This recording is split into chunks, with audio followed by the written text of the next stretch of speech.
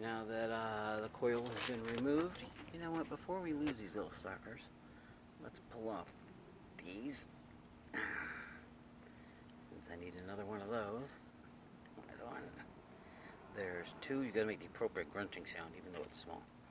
3, and then this tube here. Okay, put those down there.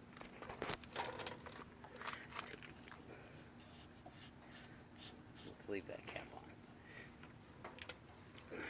Oh, good heavens.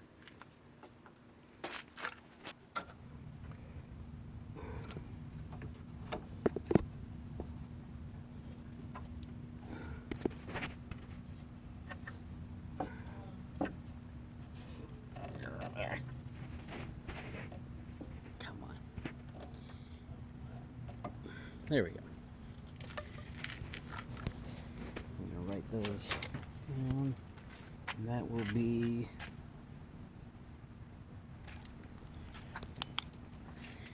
9. So that will be plugs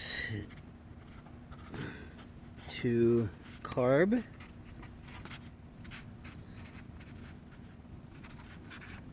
Buy new ones,